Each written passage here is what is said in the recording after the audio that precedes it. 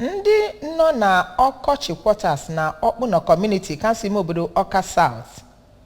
emego ngagharị udo ebe ha nọ wee na-ekwu na achọrọ ka amanye ha ịnabata ndị ga na-achị ha bụ ndị abụghị ọchịchị obi ha. Ha kpọkuru gọọmenti steeti a ka ọ bata n'ebe anya na mkpesa ha na-enye n'ihi na ndị etinyere ha bụ ndị abụghị ọchịchị obi ha, na dịka ha si wee bụrụ ndị mmadụ ndị nọ na Okochi quarters na ha kwesịrị ka e nwee nrọpụta jiri aka ha kpọpụta onye nke bụ mmasị ha dịka iwu nke na-achị na be ha. Emela Chigbata nọ ebe ahụ ma mee ka amata na ndị ahụ nọ ụbọchị Satọde wee mee ngagharị n'ebe ha na-ekwu na ha achọghị ụdị usoro nakwa ọnọdụ eji wee guzobe onye isi ha, na ha chọrọ ka ha mee nrọpụta ịkpọlite onye bụ uche ha. Ka anyị wetara gị akụkọ a n'ebe o zuru oke.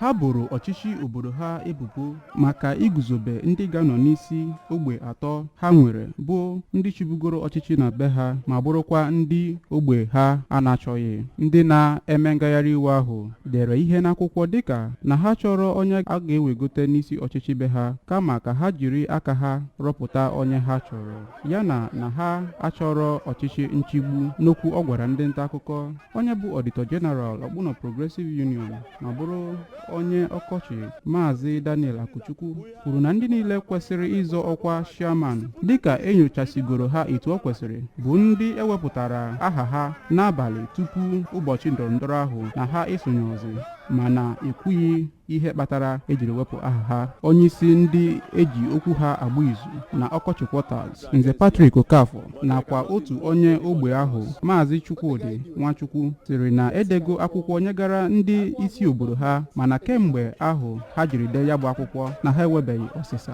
na ihe ha chọrọ bụ ezi ndị ọchịchị ga-ebu ha n'obi. Ha kpọkuru Gọvanọ Chukwuma Soludo ka ọ gbatara ha ọsọ enyemaka maka na ha chọrọ onye ga-eji aka ya wee na-etere ha mmadụ n'isi ọchịchị. N'akụkụ ya ka Maazị Ikechukwu Nwoye nke Okochi quarters nakwa Chief Ekene Obiora ewepụrụ aha ya n'ọchịchị nrọpụta ahụ, kwuru na kemgbe afọ 10 gara aga eji etinyere ha mmadụ n'ọchịchị, mee ka mata na okporo ụzọ ha bụ nke jọgburu onwe ya, ebe mbuze bụ nke na-emebi ala ha. Na nzaghachi ka chairman Okpuno Electoral Committee Maazị Chika Onwuzulike siri na ọ bịara ịrụ ọrụ ya dịka esiri gwa ya, mana ọ ga-anachi ya azụ gwa ndị zitere ya ọrụ ihe emepụtara. Ogbe atọ mejupụtara Okochi quarters bụ Ọkachamma, Obunamma na Ụmụife. Site n'Okpuno, Emela Chigbata maka akụkọ ụwa ABS.